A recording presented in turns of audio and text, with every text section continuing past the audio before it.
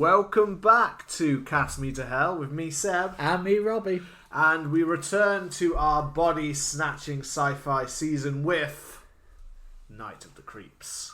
Yes. Now, this is a bit of an interesting film, I find. It's a very interesting It's a very interesting film. It's a full-on B-movie, tongue-in-cheek kind of full-on movie. Yeah. And it's got the absolute shagger that is Tom Atkins. He's an absolute dog in this film. Straight off the bat, you know. I feel like there's a lot of deleted scenes of just him just shagging him. Probably. He does through that sorority house. Yeah. It just has to, doesn't it? You know. But yeah, it was a very odd film. So obviously last week we did quite a straight-laced, a lot more serious, kind of, you mentioned a bit more of like an auteur vibe to Invasion of the Body Snatchers. And this week we've gone for another kind of body snatching film. But it is definitely, it's a bit of an odd one. It's a bit of a blend of different vibes. Yeah, I mean, to be fair, straight from the beginning, you're like, what the fuck's going on? Yeah. It's got aliens that look kind of like mannequins. Paper mache. They look weird, they look like thumbs that are running around, basically, walking, like in Spy Kids. If you remember, there was walking thumbs in Spy Kids. They're basically a bit like that, running through, which is not necessarily completely bad, except then you look at their faces, and the fact their face have no emotion to them at all. So it's they're moving around, these people in these big costumes, and you're just like, what the fuck? What is this? I thought this was a teen horror kind of thing about maybe zombies or something. And when you're watching it, and then you're like, what the hell is this? And I think this was the second time I'd watched it. And it's one that I'd wanted to watch for a little while, because there's the very classic scene of Tom Atkins saying, your dates are here, good news, your dates are here, bad news, they're dead, which is great. He's got a few one-liners in this film. It's got a little bit of leading into a bit of Arnold. Yeah. And I thought, it's got to be a bit more of a straight-laced zombie film, and then it opens up with these aliens on some kind of weird spacecraft. Yeah, just bobbling about, looking like a couple of Teletubbies. And chasing after one of them that's escaping with a vessel, basically, that's running through the ship, and they're blasted at him, and you're like, what the fuck am I watching right now? What is going on? It's such a weird. This film has it's a mash of genre. It's such a weird. It's a mash of times. It's a mash of genre all thrown into it. So you've got this alien weird invasion thing at the start, which I'd seen this before as well. So I was starting to watch it. I was like, oh shit, yeah, I remember this now. I remember you. I remember being like, what am I watching? Because to be fair, I almost watched the completely wrong film. I almost watched Night of the Comet because I mixed up what we'd said. So I was like, luckily I read the summary before I started watching. I went, that's not about body snatching. And to be fair, at the start of this film, you'd be like, this isn't about, what the fuck is this? So you've got them with little rocket launchers and everything blasting through. It's the fact that a film like this, which I can't really imagine, was I read that this film was written literally in 1 week, which makes perfect sense. It looks like it literally just came off the top of someone's head. What if we did this, and then basically if you gave someone with ADHD, and went, what do you think? How could we make this? Well, you can start with an alien spaceship, but then wait, no, we're gonna go neo noir, we're gonna go black and white, and then wait a second, no, actually we should have some creatures that come out. What about slugs? It's is this a story? Well, it's just ideas. So and someone's just typing, going right. Then there's slugs. Tom Atkins. Tom Atkins is in this. What's he doing? Don't know. Being a dog. Yeah, he's just dogging. Probably pounded. And you've got the slasher in this, right? Yeah, it is. Yeah, there's got to be a slasher. Yeah, remember, there's got to be a slasher. And can we have so are they zombies? Now they're the slugs inside. But tell you what, throw a zombie in there, basically a zombie in there anyway as well, just for the hell of it. And then detective agency, that he was give him a weird backstory of being okay, this is a film. Yeah. I mean, it says this film absolute flop at the box office. I mean, how do you sell this film? I don't know. I can see how they've tried to sell it by being a prom night, fighting against basically the undead or something is the way it's sold. But the second anyone walks in or reads a review of it, goes, "What the fuck are you on about?" Yeah, what have you made? But that does not necessarily mean that it's not enjoyable. No, there is lots to enjoy in this film. It's just it's one of the most mashed up like horrors I think I've ever seen. Yeah, you know, these Body Snatcher ones of the ones we're doing this season, they all have a little bit of a genre mash at times where you feel like you're watching maybe one-time thing. Like the last one felt weirdly, as we said, like an auteur-driven, like where you could have had a drama element. Yeah. Then one part of it feels almost like an erotic thriller, which never comes to pass. No. You know, like the last episode, we expect Donald Sutherland to just be pounding, you know, but he never got to. No. And then it also has creatures that are taking over in pods and stuff, so it's a weird match. And this one is even more than that. This is like a blender of just like, that works. Someone made a film on that, right? And that. Didn't someone make a slug film? Yeah, we'll throw that in. Did someone make an axe killer film? Yeah, we'll throw that in. And just fucking blend throw that in the pot. It'll come out in the wash. Like, it'll make sense. Just let it go. Let it go. Yeah. It's weird because it then goes to this kind of like 1950s part where they're doing similar to another film that we've covered, which we're going to be covering next week. A little teaser for you. It does have this bit where they kind of go to Lover's Lane, and it's all very like 1950s Stubbs the Zombie throwback era. Yeah, it is the weirdest thing to go from these aliens in space in modern color in these weird sets that they're made to then suddenly go to like into a 50s film. Yeah. It's like really odd. Like it's literally seeing it because obviously this is the whole like. The canister's been dropped off. So we're seeing basically like sci-fi time where nothing's in black and white, but suddenly on Earth we're in black and white. Because that's what it looked like in the 50s. That's what it looked like. Yeah. No one had colour back then. But then it kind of plays out as a very like the hook on the back of the car story with this kind of escaped lunatic who has been going around. Yeah, we're suddenly in like more like a slasher. Yeah. We've gone from aliens to a slasher with like them like, oh, who's out on the thing and hearing things on the radio and things like that are going on.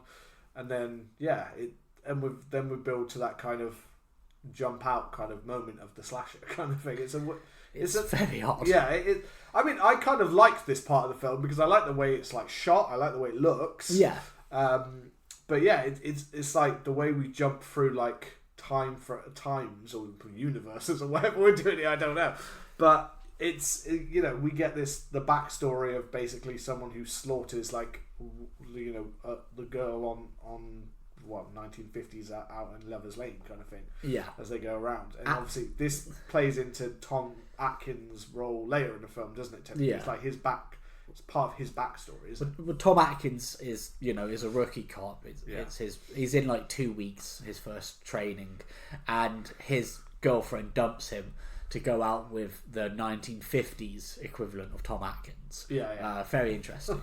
And then he goes off to investigate this thing that flies down, which turns out to be the experiment. And I quite liked in this that 50s sci-fi was obviously stuff coming from space, and it being like, what is this? Like, where did this come from? This alien planet. But I like the idea that it's this alien's fucking experiment that has just accidentally ended up on Earth. I quite like that as a little subversion.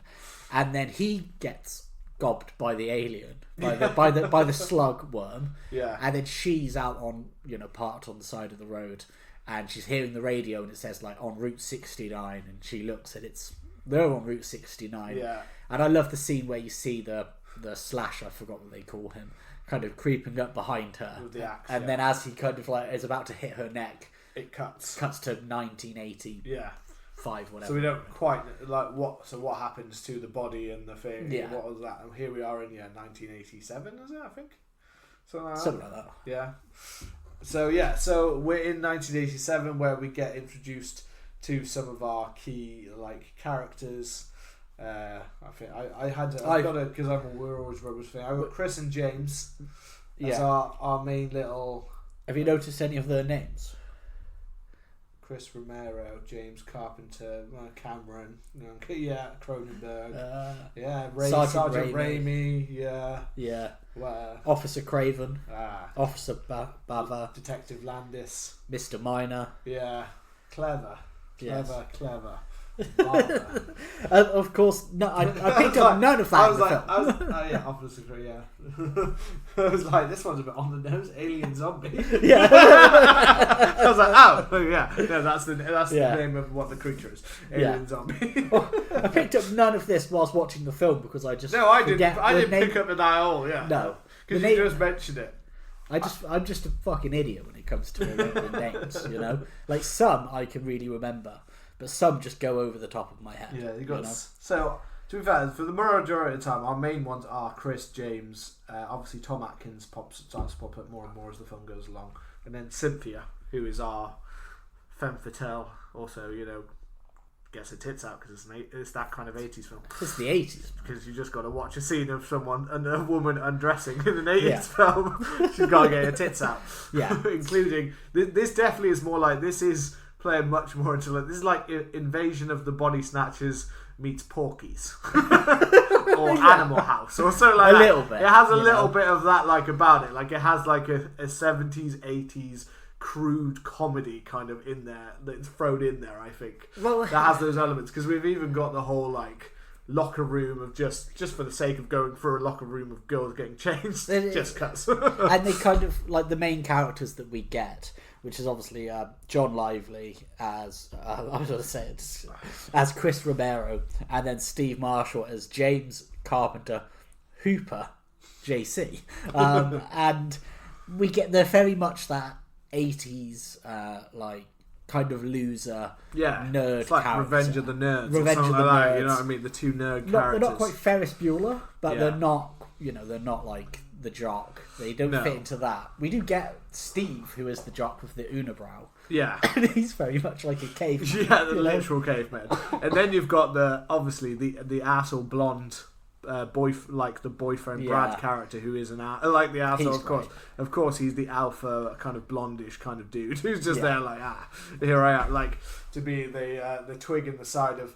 To be fair, the one thing I will say is the one thing that I'm not that keen on in this film, to be honest, is the main guy. I was going to say that. Bland as fuck. Yeah, he's so. I think the other dude. I like JC. Well, he reminded me a little bit, not quite as annoying, but a little bit of Evil Ed. In Fright Night, where he's kind of Ed, you're right. Yeah, he's Fright Night is very much what I was kind of thinking of. To be fair, when I was thinking of this thing, but it's but unlike that, in Fright Night, I like the main character. He's got a little bit of charm about him. Whereas I don't know, this guy is. I don't know. There's both wooden and then it's weird when he later on in the film when he starts doing lines like Tom Atkins suddenly he starts doing lines and I'm like, it just doesn't. One, I'm not going to lie straight away. I'm just looking at him and then looking at and sometimes you've got that boy charm of there's something charming about this lad. He could get the girl, and then this guy, I'm like, she's not. No, she's going to be banging Brad. She's very. You're going to be crying, listening to the door and jerking off. I mean? Yeah, we know what you're doing. There's more romance between you and JC than there is between you and Cynthia. If I'm honest, in this film. Now I need to ask you an honest question because another film in this series, we speak about our dislike of the main character. Here's a hint. I don't like the fact he's wearing a shirt. You don't like the mullet. And I'm asking you this straight out. Do you not like him because he's ginger? Do you think if Chris Lively had different colour hair, he would look a little bit better? Does he come off as ginger? He's a bit ginger. More brownie. No, he's ginger. He's more like ginger. No, it's his face. I'm not persecuting against his hair. I'm persecuting the way he was born. There's something about his face. I don't know. It's just got there's just I don't know. I just found something so bland about it. Every time he was talking, every time he has a conversation with Tom Atkins, it was you watch Tom Atkins, and Tom Atkins is a man who's got a bit of charm about him. You watch him and you're drawn in, and then the second it would switch back, because there's a section in about the middle of the film here where there's bits where there's actually quite a lot of conversations, mainly just between him and Tom Atkins, which are some of the slower scenes. And mainly it's not so much Tom Atkins, because even when he's selling the line, it's like, you're raw dogging me. Well, this is prime Atkins. But Chris, is, on the other hand, Jason Lively, I find, is just a bit of a I'm not getting anything from you. I'm not really believing your relationship. I'm not believing you as like suddenly turning into the hero guy. I'm just generally not quite believing you. Like, I find that he is in a film which is quite tongue-in-cheek and has a bit of fun. Like, I think even Cynthia gets to have a little bit of a fun with it. Well, Cynthia's quite good, but he good doesn't. Character. I don't know. He just feels like, when you've got that really bland, like, as if you have to have the straight man. Yeah. And it's like they tried to make the straight man, but then normally some people get the straight man and they bring a bit of something to it at least. The actor brings something to it. But here I just feel like he's just brought nothing to it. He's just reading the lines as if the script is like they've held it up in front of him. It's like a teleprompter. Reads this kind of thing. Yeah. And it seems like the only time he has a little bit of like fire to him is when he's saying some of those like lines. But the problem is it doesn't match with the rest of the character, because he already feels a bit like a. You just sat there being like, is this the guy I'm meant to root for? And I just didn't root for this guy. He doesn't feel like he just feels a bit bland. He doesn't feel like he's quite got the off kilter charm of somebody like a Ferris Bueller. Yeah, he's not a cool kid, but he's cool. But he's not like a. He's not a Matthew Broderick. He's not a Matthew Broderick. A Matthew Broderick could have that kind of thing, but then, to be fair, even then again, I feel like Ferris Bueller always get put in that category, but mainly Ferris Bueller was pretty cool. He was, but he wasn't like. Matthew Broderick looks a bit like a nerd. Yeah. But later Matthew Broderick, after he like killed someone in a car crash and went like numb inside. Yes. After that, his extreme emotional trauma changed his life. Look at the trauma online of what he did. Watch a Matthew Broderick performance in the 80s and then watch a Matthew Broderick performance in the 90s. It changed him. Yeah, it was. Killing someone changed him. Who would have thought? He became a lifeless, soulless creature for a while. Yeah, who would have thought? I don't know where that's come from, but anyway. No, who would have thought? Just, if you didn't know that Matthew Broderick technically killed someone, then there you go. Yeah, who would have... Search that up. Yeah. Relive his memories. Message him about it. Yeah. Go ahead. Bring any trauma back, are you? Bring all the trauma back to him, yeah. Yeah. Now, I remember watching this and... Our guest next week, Matthew Broderick. We get sued. But yeah, I remember the first time I watched this, and I was a bit thrown off because you get the aliens at the start, and then you get the 50s section, and then you get like where we pick up in 1989, 86, sorry, and there's the bit where they say like, all right, if you want to join this fraternity, Brad is like, you have to bring us a dead body and you have to leave it on our like rival's doorstep. And then they go into that lab, and this is the part where I was like, what the fuck is this? What's going on? Like, what is going on? This film is so weird. They have like this the boy from the start who's got the slug down his mouth. Is it like the labs in the university, isn't it? Because obviously it's all like campus, so I think it's like the labs deep in the university of like checking that, so they go into there.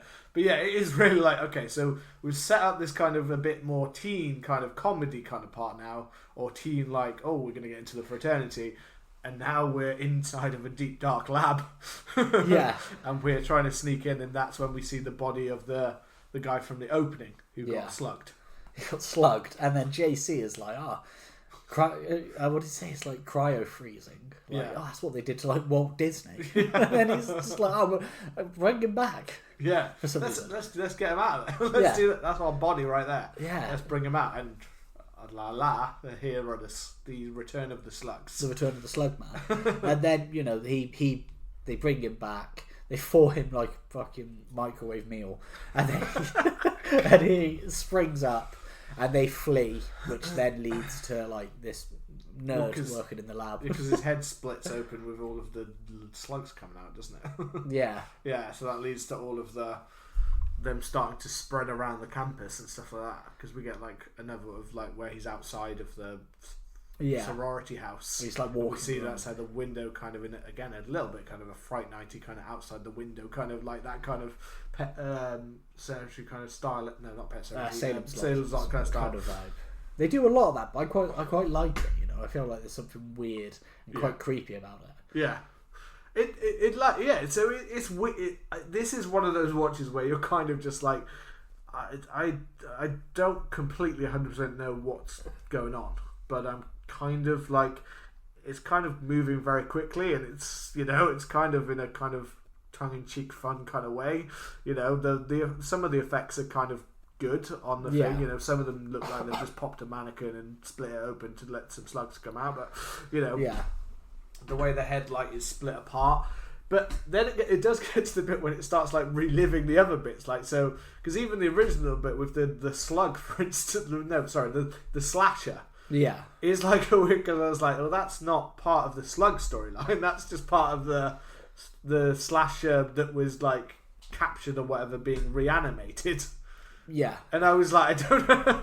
I think that's because he was buried near the site of the containment, so he managed. I don't know.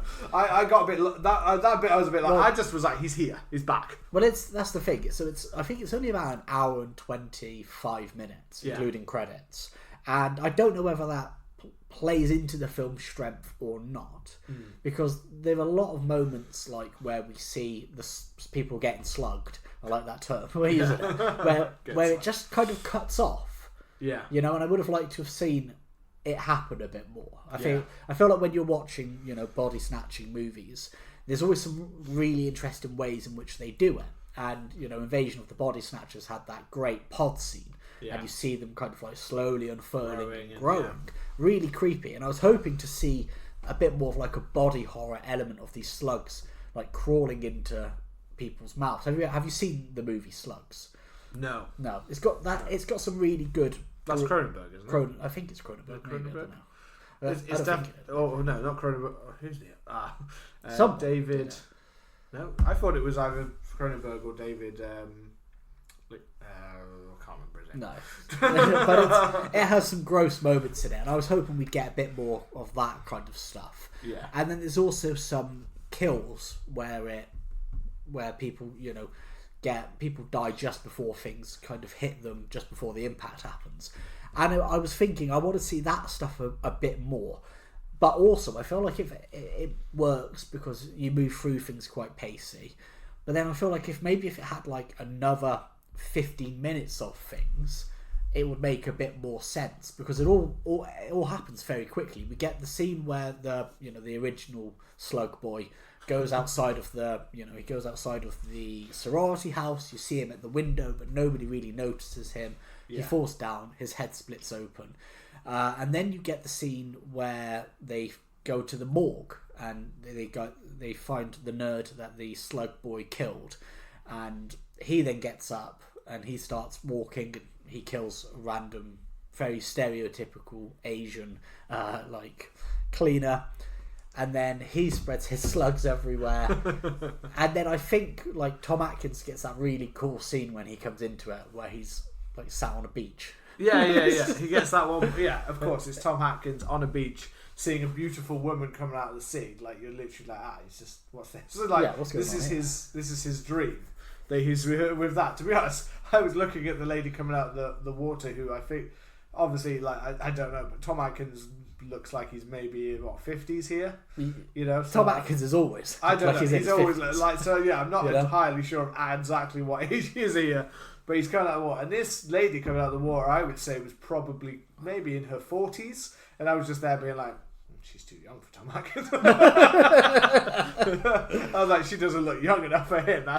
His dream, I was like, the sorority girls are what Tom Atkins is. More Tom Atkins' character, yeah. He'd be loving it, you know. Yeah, this is all, as well as part of that whole flashback into his, like, we get like flashes of his past as the detective with the slasher guy, because he sees the zombified version of the slasher in as part of like when he wakes up, kind of before he wakes up. Which is like there. It's almost as if they made that prop for that scene and then went, we can't waste it. Let's use it again later. We need to bring that back in just for the, you know. So the ground opens up and starts to bring back out the dead body from the site, which I think is meant to be the site of where the container went down.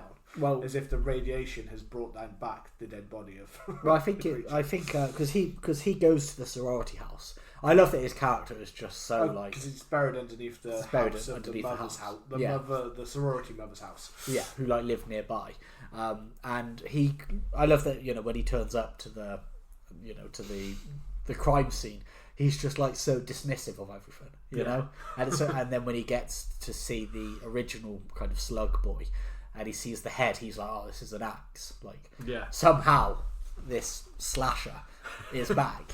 Yeah.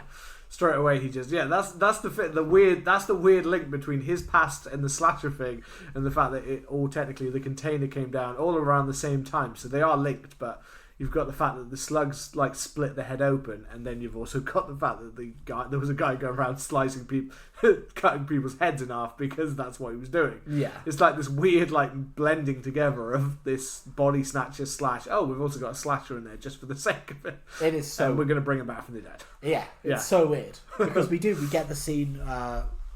Just to say, because I got distracted for a second there, it's David Cronenberg did a film called Shivers, which has small creatures. That's the one I was thinking of, not Slugs, Slugs was made after this film. Oh, okay. Yes, that's an 1988 film. It's an enjoyable romp, I will say that. I've never seen any of them. I've not seen enough films about small creatures invading bodies. No. Well, this may end by the end of our series, But yeah, it's just like a film that just paces its way through it really quick. Like, I find it's just... it literally is. Like, this is why I like literally... Because we get to see, like, it's not like JC doesn't last that long. I thought he was around it for longer. Yeah. Because we get, obviously, early on when we've got that part, and then it's not too long until after we get the body come back out of the ground underneath the mother sorority's house, don't we? And she gets axed, and we get like a part of the shot of it. It still kind of cuts away, but we get kind of like the blood splatter. Like we get to see it partially go into her head, and then we see a blood splatter on the TV. So we get a bit of the slash one, because most of them all cut away. Yeah, as you said, like nearly everything, most of the death cuts away until like the final kind of big chaotic bit towards the end. Well, the scene where the slasher comes back is really cool. It's where they say like what I think he says that he killed this. I love it that it's just so kind of like brutal that Tom Atkins has a scene with what's his name? Simon? Chris. I don't know why.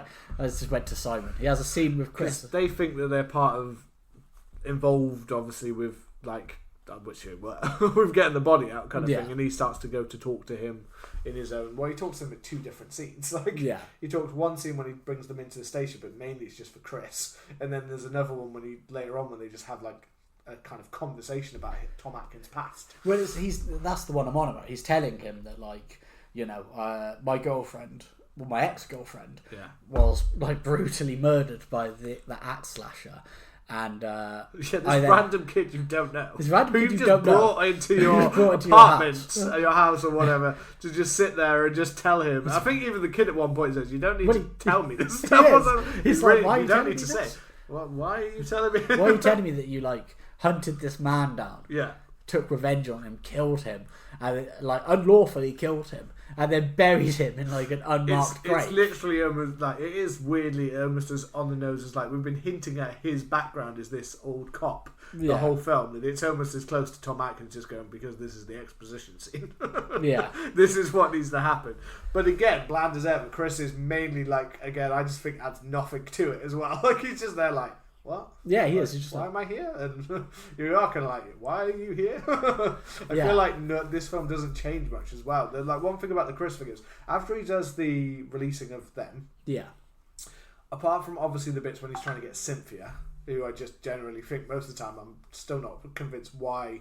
He's at the frat party. I don't believe he's the kind of guy that you look across the room and go, oh my god, like we're gonna fall in love. Well, I think you could look across the room at Cynthia and go, wow, Yeah. Well, I think that's very true of another film that we've got in our franchise, which is another little hint for it. Is that? It's Do you mean the next one or the one after that? the final one. The final one. The final one. Yes. Okay, yes. Which has a bit of a okay. Yes. Yes. I know. I definitely. You definitely know it. Yeah. So it has a weirdness of that, obviously, where they're like, because obviously we have some of those scenes with Chris where he goes with Cynthia, where he goes like kind of on a bit of a date kind of thing. We get a little bit of a kind of them time together, but I don't think there's enough fleshed out for them together. No. Again, I think that early on you had more like flesh out of how like good friends JC and Finger are. Like, I thought it was mainly going to be a buddy comedy kind of thing. Yeah. So when JC is then in very much around its time, before that conversation actually, is in the toilet. Yeah. So his demise comes at the toilet. He does. Yes. You see the slugs kind of like scuttling around outside. Yeah. And I like the effect of the slugs. Yeah. They're cool. They're really well done. He's kind of trying to hide away with his crutches because, I don't know, he's got polio or something. I think he's got a broken leg. Polio would have been like very 1950s. Yeah, think, well, he's kept it throwback from the 50s. Yeah, he kept that. He just walks around like it's not just a broken leg. He walks around like the whole film like it's a part of his like character. Like, I got polio. That's it. We need to have a best friend. Yeah, we need to have a best friend, but he needs to have a quirk. Yeah, he needs to have a little quirk about him. Polio. Yeah, okay, polio. That's what we do. Yeah. Because he he tries to like burn like one of the the slugs in the thing, but then the second he gets out, he basically just very quickly he trips, he like falls down, and then he's getting chased across the floor to try and survive them. It's like, fuck, okay. No, you're good. But I was just like, that was like for a character that seemed quite. But if I'm honest, by this point we'd heard JC talk majority of the time more than we had mainly Chris, to be honest. Yeah. JC had been like the one going forward to Cynthia, the one talking to people, the one making jokes about the Neanderthal boy. Yeah, he's a very good wingman. Yeah, he was very good. So then like he's suddenly gone. So it's it's kind of like too bad. But the only annoying thing about it is it makes it so ambiguous as like he's there. I know you're like, he's probably cooked, but it doesn't think. But then you get that whole like. He gets, after he's talked to Atkins, he gets back to his apartment and he listens to a tape recorder that's been left, and it's JC describing how he's changing, that they've gone inside of him. And, yeah. You assume it's about the slug. Yeah, you hope it's about the slug. A Catholic priest. Yeah.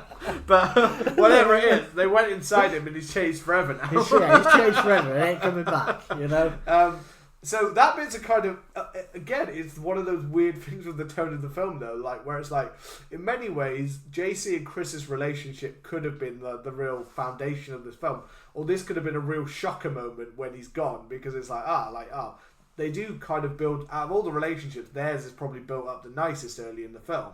So then when this happens, it should be like, that's really sad. But I felt like because to that point, Chris's has been left a bit ambiguous, and then the only way we 100% then confirm it is literally him walking like round a corner, and then suddenly opens a basement door and just Chris's body's just there in like foam, basically in foaming froth. And you're like, he's dead then. All right. Yeah. It just doesn't quite have the impact I think maybe they thought it was having. Well, I think it's I guess if you're looking at it from writing and from a kind of a horror aspect, there is that thing of reading about someone's demise and then going into the basement and then seeing it.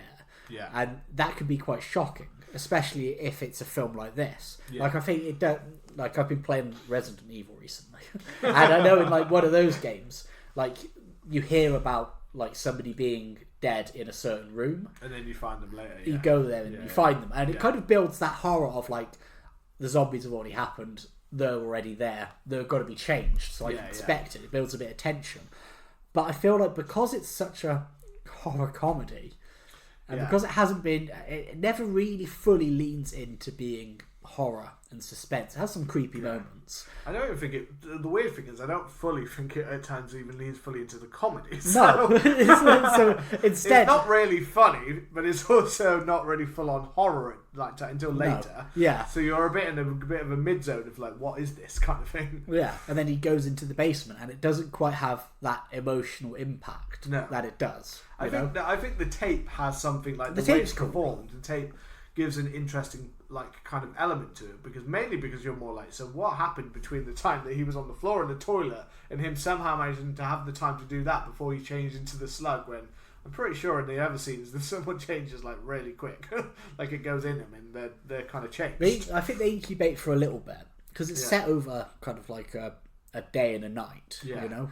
So it's set over a little bit of a period. So I'm guessing he got slugged. It just feels really fast because of the speed of the pace of the film. Like the film is so quick. Yeah. Because I'm pretty sure we get the scene where I'm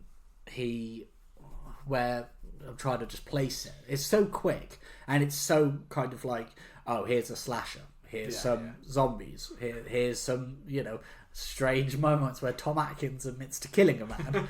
That you kind of get a bit confused when you're trying to go through it.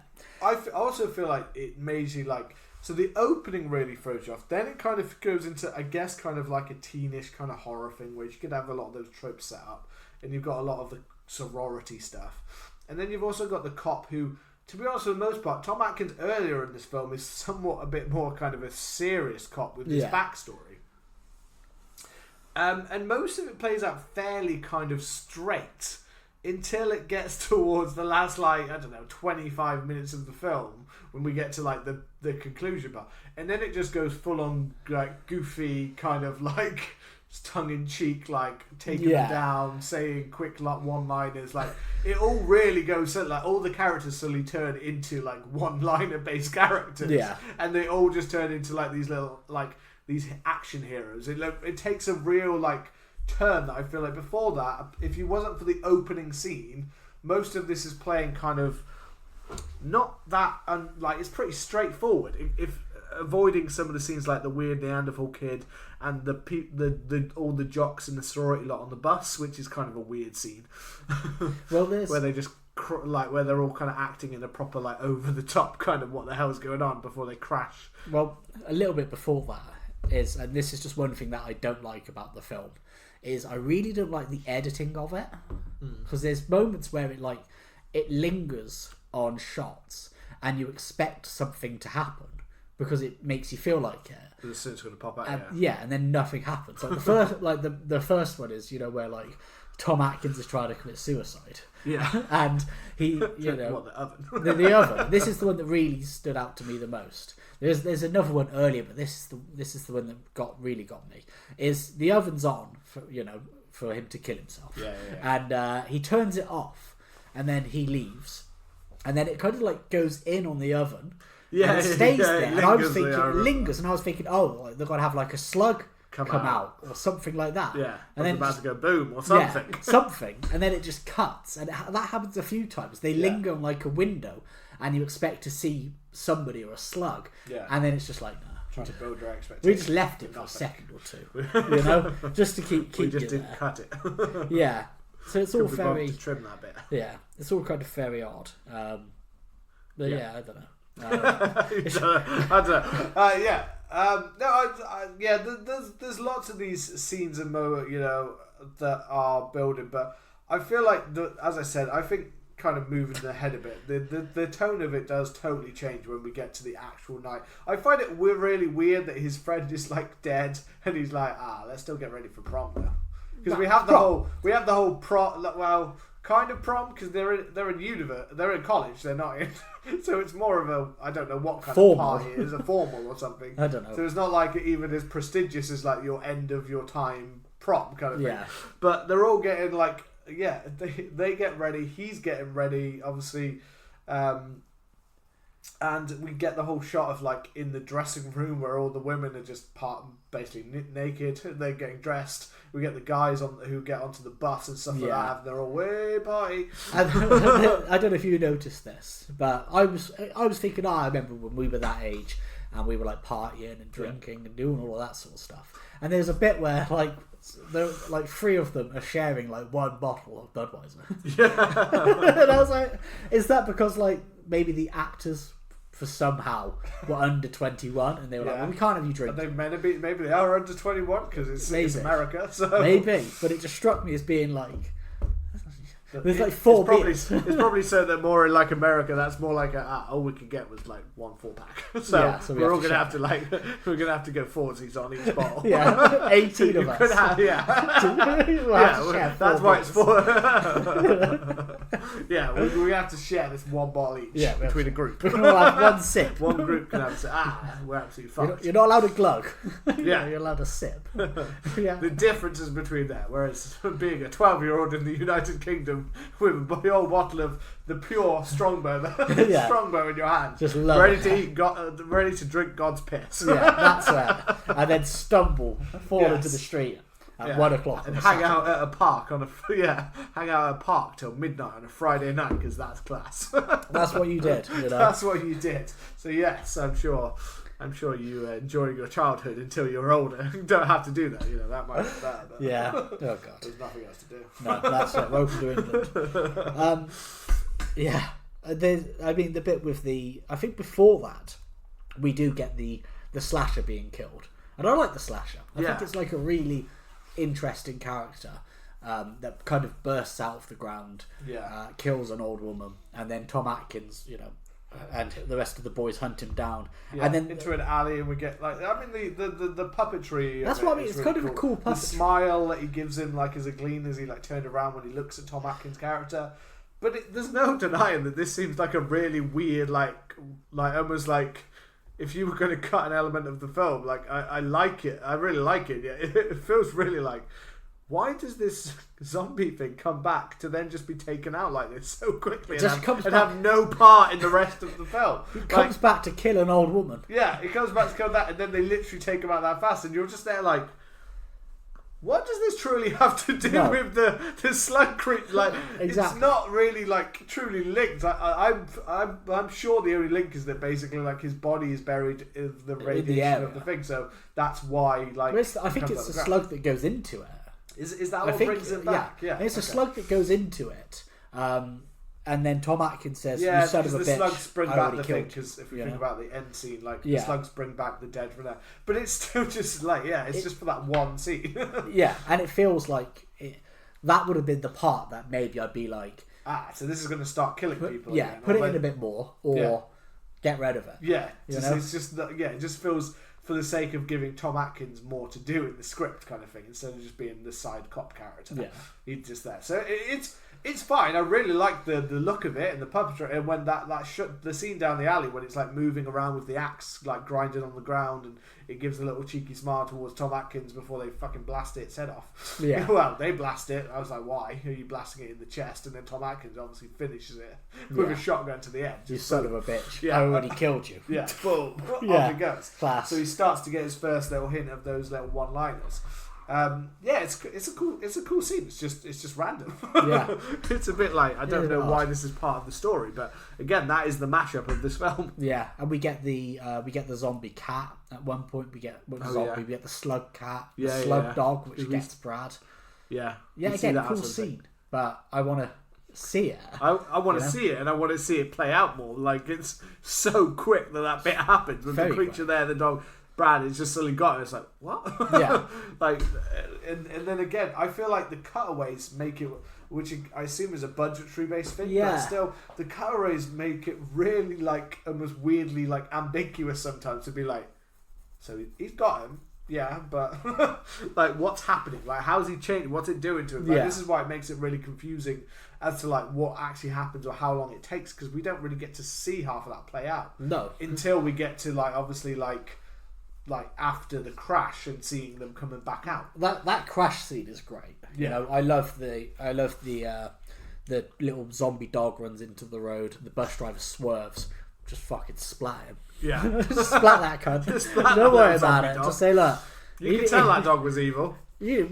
Also, you got a bus full of people. Yeah, regardless of if it was evil or not. The highway code tells you that if an animal runs in front of your car, you do not swerve, you splat it. You splat it, yeah. That's it. The highway code. That's what you do. Yeah. You must follow that code. Gotta follow it. But I love the scene where they all get out of the bus crash. Yeah. And it does kind of harken back to, stuff like Night of the Living Dead. Yeah, it's got a real Romero vibe to the way they're moving out of it. After all little slugs have done their business. And it's good, to have a little bit of variation in this season as well. That this is kind of the throwback zombie style of brain snatchers. Yeah. Body snatchers. Sorry. Yeah, because I mean, a lot of them, what happens feels very zombies attacking. Because it is this pretty much building up to the big old prom of them going to the house and then having the creatures start to come towards the sorority house after they've all got dressed and ready and things like that, because this obviously all builds up to the whole, Chris coming over with Cynthia, then having Tom Atkins arrive and telling all of them that classic line of, your dates are here and they're dead. And the good news is your dates are here. The bad news is they're dead. I love it. And we get the flamethrower, which is so cool. Yeah, of course we get a little I don't actually know the actor. He normally shows up in Joe Dante films. Yeah. So he's in Gremlins and he's in Small Soldiers. Yes. Just to be I feel like I only ever see him in like small cameo roles. He just pops up for like one scene and you don't see him. Never see him. Yeah. Yeah. But just to get like literally putting a gun to his head to be like, give me the flamethrower. Yeah. Yeah. While Chris just stands there like a fucking squib. Yeah. And it's doing nothing. And it's great, Well, and this is a cool build up thing where you've got all of the creatures coming towards the house. Obviously, because you have the scene when Cynthia's sat with and you get Brad. That's great. Yeah, and it's the fact that he's at the door. Like, this is obviously the comedy, like the tongue in cheek. The fact that he's there, completely pale, eyes white, there at the door, and they're just like, Brad's here. Just like that. And the fact that Cynthia walks all the way outside onto the thing before it's like, oh yeah, you're just before Chris arrives at the door, like it's to help destroy him. It's like, But she sits with him. He starts going towards her to like get the slugs. While she tells him, I don't think this is going to work out because I'm now into Chris. Basically. I'm now into this kind of bland. And then turns around to see that basically his head is splitting open to reveal the slugs. And then Chris comes with his flamethrower. Which is awesome. Yeah. Underutilised weapon. It is. Flamethrower. I mean, it's probably not the best weapon. It's not practical at all. You know what I mean? Like, right now, if we're stuck in your house and the zombies are all outside the door, fucking get the fire. Get the fire, because in films, it stays in a contained space. Yeah. In reality, fucking hell! Burn the house down. You'll be running out the house because you don't want to burn it. Like, I'd rather be fucking bit than burn it. Like, fucking I'm coming. Yeah, it's brutal. Take me. Just take me, man. Yeah, brutal. But it's a fun little bit. And then I love the scene where Tom Atkins goes into the sorority house, delivers the classic one-liner, and then they start to, he goes like, lock that window. Lock that door, and it's like a door which is made entirely of glass. Yeah, it is. It's like literally for that girl to just die, basically. Yeah, just for her to get fucking grabbed through the window. Everyone else is in like dresses, and for some reason she's in like a full-on like just like a pajama jumper kind of thing. Yeah, it's like, okay, you. It's almost, to be honest, to me it was Tom Atkins looking around the room going, I'll bang you. I'll bang you. Yeah. You sort that door out. Yeah. Because I can't afford to lose these ones. Yeah, I'll be because spent. We're about to make sweet love in this house. Yeah. But I don't need you. Yeah, I don't need you. So he goes for the front people. Yeah, he goes for the front people. How rude. Yeah, you can go. You die. But I love the zombies break in, the slug men, whatever they are. Yeah. And then we get like a little scuffle in the house, and he looks up and he sees that it says, it's the old fraternity of his ex-girlfriend, and he failed her, and this is the big climactic emotional arc for Tom Atkins, where he goes. He looks up upon that black and white photo and goes, "Oh no, no, the woman I lost through my inaction, my inability to be able to protect her, but no, I will not fail this time." And he says, it's Miller time. It's Miller time. I love that. It just starts blasting. It's just like what? Just blasting. Yeah, he just starts blasting. The heads open. We get heads splitting open. We get the thing again. Lots of effect that do literally kind of look like they've just like split open a mannequin's kind of head. Like a lot of them, they start to look very like plasticky. Like at one point. But we get all of those parts with them. We get the part when Chris and Cynthia are outside around the house. Yeah. And she says like, go into the shed, and I cannot remember what the one-liner that Chris says just before they go into the shed. All I remember is him being a bit of a dick, like, oh yeah, this was a good idea. I was like, why the fuck would she want to be with you? You're a dick.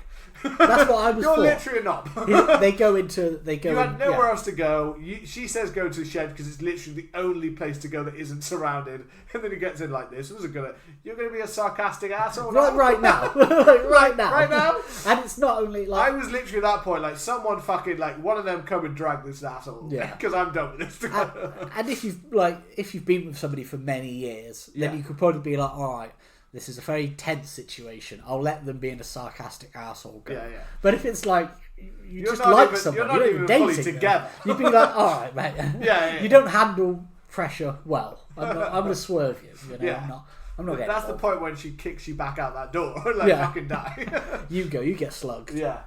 But yeah, it's a fun little bit where they're stuck in there.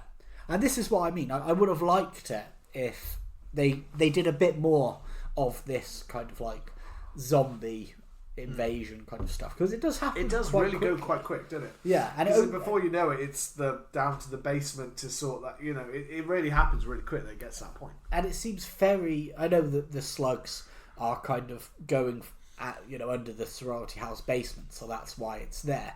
But it feels kind of like really contained. It feels like the only thing in this town is like the university, Yeah. It feels like there are no other characters. It doesn't happen anywhere else around town. It's just concentrated in this, and it's probably a budget thing and a style choice. But it does make me feel like I wish they'd have. It's like, fleshed did that their out. slugs really just stick around here, or did they go? But obviously this is like the hive or whatever is there. I mean, their little kind of area. Because we get Tom Atkins going down to the basement and then finding the hive. When those two come down to the basement, and then first I was like, why the fuck has he got tape on his mouth? And then I was like, oh, okay, he doesn't want the slugs jumping in his mouth. Yeah. But it was still fucking... It's quite Tom funny, Atkins, he's just been doing some kinky ass shit. Yeah, he's just been banging. He's just been doing some, like everyone, you just like literally go. He's like tape mouth. He's going to come down to change on the wall, sex swings. But just Tom Atkins has just been pounding. He's like, that's not why. And now I need to crack on the business. It's like I put tape on my mouth to stop myself diving deeper into their to stop it. I was getting an appetite. I was getting ravenous. Yeah, I need to stop. I can't be in this house and not get those women. No, he had to put a chastity belt on. That's what he literally. Saw. But no, there's one bit that I just didn't like, and it's when Chris goes back into the house. They see the slugs go into the basement, and he's going through, and he's like, "Get out of the house! Get out of the house!" And I was like, I don't know. Is that are you supposed to be doing it that way? Yeah, it's the delivery. It's literally really just bad. Like, does he shoot? Do they shoot at the same time to get out of the house? I feel like that's in my head. No, they were trying to make it more entertaining in my head because it felt so bland. I was like, no one's listed. And to be fair, at this point, why the fuck are they not at the house? Yeah. Why is anyone still in the house at this point? Yeah. You know what I mean? There was like 8. Just because of Tom Atkins, probably. That's probably. The sorority girls just couldn't get out of that house. Yeah. While that big swinging dick was No, they were like cats in heat. They just couldn't. They couldn't Who is that cat? Yeah, they couldn't do it, man. But yeah, and then Tom Atkins, why? He's handsome. Why does he sacrifice himself? I don't really know why. It's a bit of a anyway. Like I can understand like being there, but it didn't fully feel like it was needed. But I like the part that follows after it. So do I. Like, yeah. But I didn't get the whole like it's the traumatized past that he's gone through. He must now give it. He has to happen for this reason. Yeah. I must take out this hive of slugs. I have to. I have to take out these slugs. Yeah, that's how you'll die. That's how I'll die. Not by these kind of slugs. Just garden slugs. Just garden slugs. Yeah. Like, next time you see them, you're just like, this is I end up eating the poison or something. Or I'm putting it in. They're in like a small hole, and I'm putting it down there, and I breathe it. You're just like, oh, these smell pretty good. Yeah. Let's have a taste. Yeah, this slug poison smells really nice. I confuse it with my salt. Yeah. The way I'll sell it is that you went out trying to destroy an alien hive of slugs to people, Yeah. but really you just ate slug repellents slug and you fucking died. I died. I shit myself many times and died.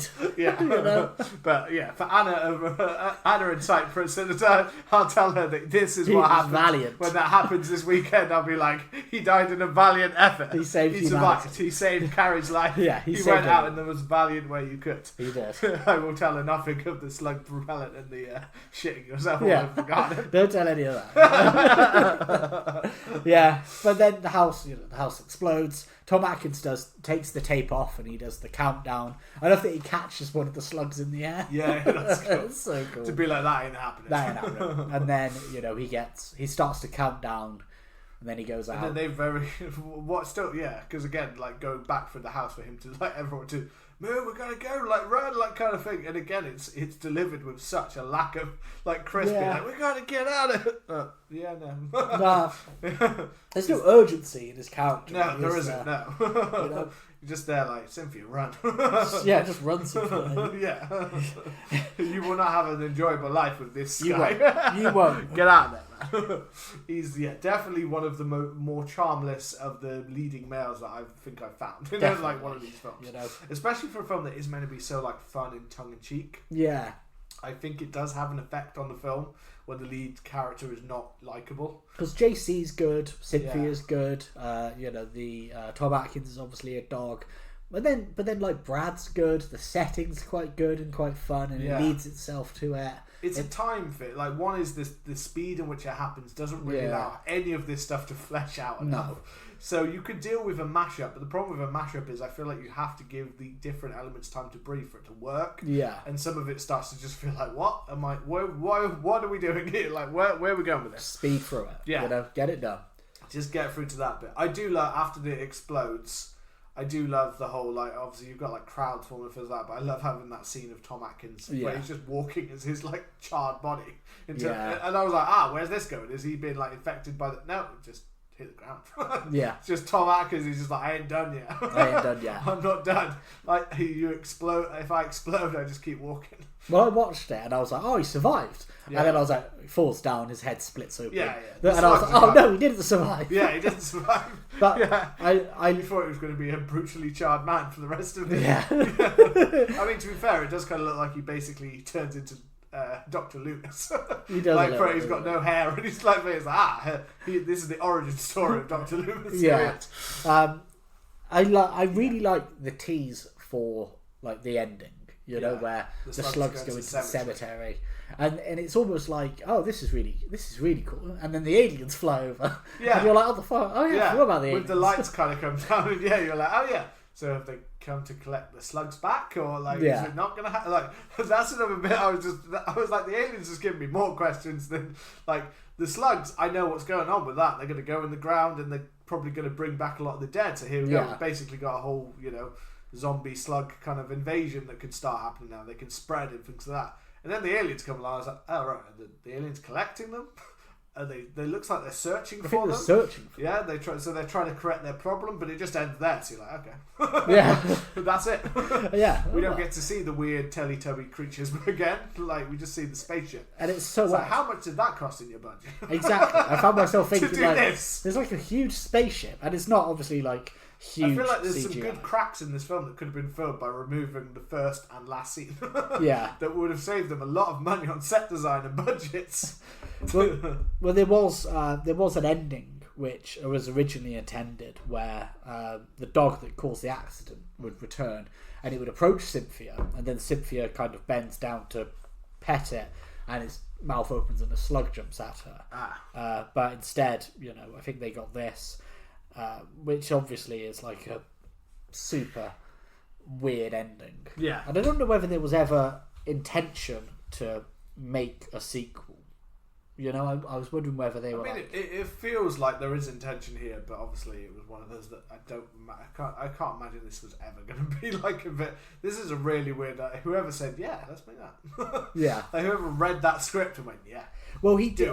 I know. Well, if you look at what Fred Decker, the guy who wrote it and directed it, has done kind of as well. He doesn't have a massive filmography, but he came up with a story for House, which was a year before Night of the Creeps, which is yet again a very weird, very strange. Like, well, the first one's not as much as the sequels, but well, he did House 2 as well. Oh yeah, House 2 is really like tongue-in-cheek comedy. Kind of thing. And then he did Monster Squad as well, which he also directed. Yeah. And then he randomly did RoboCop 3, which I think was the last film he directed. Okay. And then he had a hand in writing The Predator with Shane Black. Yeah. So he's got he's got such a weird. But yeah, a lot of them are mainly tongue-in-cheek, kind of weird, kind of subversion, kind of comedy horrors and stuff like that. So which to be fair, even the Shane Black's The Predator was kind of weird. Like it was a bit weird for one of the Predator off-kill film. In some of it. Yeah. You probably edited the bit about the autistic boy. Probably. He was like, what do the Predators really want? An autistic boy. Why? They want to extract his autism. Like, why? It's the cure for everything. It's the cure for being a predator. It'll stop the species. Yeah. It does. This film, it does come to a really odd kind of. I don't know how to totally feel about it, because I was watching it and I wasn't like constantly like, oh, I want to turn this off. Like I was enjoying it, but there is also a part of me that is also like I must know, like this is definitely in that B movie category. If you're like, it could be put in. It's so bad it's good. Yeah. Like it's not a well constructed in many ways. Like there are parts of it that just the story is a structural mess. Yeah. Like, but it's at the same time it feels like that was on purpose. Like they were trying to mash it together and they were trying to make a weird kind of comedy hybrid of these ideas. But yeah, I don't know. Like, I would say if you haven't seen it, like watch it, because it has got some cool scenes to it. It's got some like goodish body horror bits at times, but sadly it cuts away from a lot of more than you'd like to see. It's like one of those things that feels like it's a lot of ideas thrown in and a lot of it's half baked. Yeah, I think that's for me. Like I love that it's unashamedly a B movie. Yeah, you know, I feel like it really wears that on its sleeve, and I really the last 20 odd minutes is fun. Yeah, I really like the last 20 minutes. I really like the part in the 1950s. Yeah, I think that's kind of interesting. If you're looking at it as a B movie, I like that it kind of satirizes that 1950s kind of like it came from outer space element. I like the idea that there's a little bit of like, you know, with Invasion of the Body Snatchers, it was this planet is kind of like dying, they need to come somewhere else. And in another couple of other films, there's like a little bit of a subversion around it. Yeah. And I like that they still play with the idea of aliens visiting the planet, but it's a bit more of this is an alien fuck up, which is having a direct knock onto it. An alien accident, as opposed to like an invasion. So I really like the way in which it kind of plays with that kind of trope a bit. But for me, it is. I feel like I would have liked to have seen a bit more of the gore and a bit more of the body horror, the people being slugged. For what it's meant to be, like of an 80s kind of tongue-in-cheek thing, it feels like it could have went way more into the over-the-top horror. Yeah, like it has some head, like it has some of the the head splitting and things like that, and some of those like exploding heads and death like that kind of thing. But I feel like the whole slug part is sadly not quite as like in it as like you could really go into it. We've got another film that has a creature that's in our season like that, and that has some really like gross out kind of scenes of like the way that these can be used. But sadly, and probably a product of the budget and the time. Actually, not the time. This is the 80s. They've done the thing by this point. You can they can make amazing. This things. Was after the film. So thing, wasn't it? It's definitely a budgetary thing, because, as I said, like certain scenes of the thing do just kind of feel like where they've got a basic plastic head and they've just split it open to make something, because they can't really make anything like fully like they haven't got enough effect budget for like full on like prosthetic parts or things like that to make animatronics or things like that. So those are some of the things that kind of hold it back a little bit of time from going fully there. Where I feel like a film like this, you want it to go a bit more there. That's it, especially if it is a B movie over the top. Yeah. You know, I feel like it would have worked a lot more. Yeah. So yeah, it's weird. I know this is definitely, this is got a cult status. Yeah, I think of course. pretty much the majority of all the films that we're doing this season have got where they weren't as successful necessarily to begin with. I think maybe Invasion was, but most of them are all like they weren't as big a hits or as they thought they'd be, or they maybe even flopped, but they're actually over time have been appreciated in their own kind of way. Yeah, classic cult. But this one is maybe for me, out of all of the ones we covered this season, having seen all of the films we do, this is probably the one that is definitely the worst film. Yeah. But it's also a fun film because it's a B movie. Like, it's fun in that kind of element of it. Yeah. It's just maybe not as much as when you hear of it, it sounds like maybe more fun than it is. Yeah, it's I feel weird. I'm conflicted on it, in many ways, where this falls, because it's like when you say something's meant to be designed as something, you're like, oh yeah, well then that gives it kind of a bit of a leeway. But then at the same time, you're like, yeah, but if some of this wasn't good, like the main character wasn't good, some of the stuff wasn't fleshed out enough. But then you got Tom Atkins, and that just makes it better already. Yeah, the dog. I wish it was some of the effects, but I just wish there was more of that effect. I wish it was more of the last kind of 20 minutes. Yeah, it does feel like it should have just got to it faster. Yeah. Weirdly, which is weird to say when it's out in 25 minutes, but it feels like there was a lot of stuff in the middle, conversations between him and Chris and Tom Atkins, the two characters, even the really cool reanimated corpse of the the butcher slasher axe killer. It feels like you could have cut that and just got to the prom night faster, because that's what it's selling, and that's what the poster sells. But it feels like it just saves that just for that long period when you could have had a lot more of the film being the whatever it is, formal night, prom night, whatever, and having that kind of what happens at the sororities, what does it do when these creatures are coming. But yeah. Could have been, would have been. Could have been, would have been, should have been. Isn't gonna be. Let's be honest. They're not gonna remake this film. Yeah. You never know. Yeah, you never know. If you've watched Night of the Creeps, come and let us know your thoughts. You can find us on Twitter and Instagram at CMDH Podcast. Be sure to hit that subscribe button. Leave us a lovely review. As always, boys, play us away.